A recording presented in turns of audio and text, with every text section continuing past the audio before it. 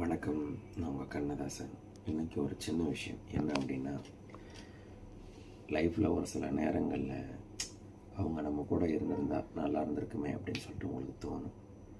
எதனாலன்னா, நீங்கள் அவங்களோட இருந்த அந்த கொஞ்சம் நேரம் உங்களுக்கு ரொம்ப ஹாப்பியாக அவங்க ஃபீல் பண்ண வச்சுருப்பாங்க. அதனால் எக்ஸாம்பிள் இந்த வருஷத்தில் ஒரு தடவை வர கிறிஸ்மஸ் மாதிரி, வருஷத்தில் ஒரு தடவை வர தீபாவளி, பொங்கல் மாதிரி அந்த மாதிரி பண்டிகைகள்லாம் அந்த ஒரு நாள் வர்றதுனால மட்டும்தான் அவ்வளோ ஹாப்பியாக உங்களுக்கு அந்த டே ஞாபகத்தில் இருக்குது.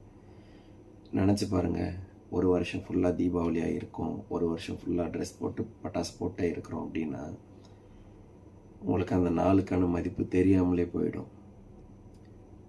யோசிச்சு பாருங்களேன், வருஷம் ஃபுல்லாக நீங்கள் பட்டாசு போட்டுகிட்டே இருக்கிறீங்கன்னா உங்கள் லைஃப் அப்படியே சூப்பராக இருக்கும் அப்படின்னு நினைக்கிறீங்களா? சிவகாசியில் பட்டாசு மேனுஃபேக்சரிங் பண்ணுற இடத்துல இருக்கிற மாதிரி இருக்கும். ரொம்ப லைஃப் வெறுத்து போயிடும்.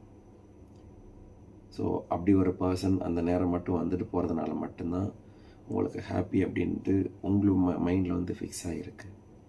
அவங்க லைஃப் லாங் உங்கள் கூடவே இருக்கிறாங்க அப்படின்னா அந்தளவு ஹாப்பியாக இருக்குமான்னு கேட்டால் தெரியாது. ஏன்னா இப்போ நீங்கள் ஒரு பர்சன் கூட இருப்பீங்க, அந்த பர்சன் கூட இருக்கிறதுனால ஹாப்பியாக இருக்குன்னு ஒரு காலத்தில் நீங்கள் நினச்சிருப்பீங்க. அந்த பர்சனோட இப்போ லைஃப் லாங் ஜேர்னி பண்ணுறதுனால உங்களுக்கு அது அழுத்து போன மாதிரி இருக்கலாம். லைஃப் இப்படி தான் சின்ன சின்ன விஷயங்கள்லாம் சேர்ந்து தான் இருக்கும்.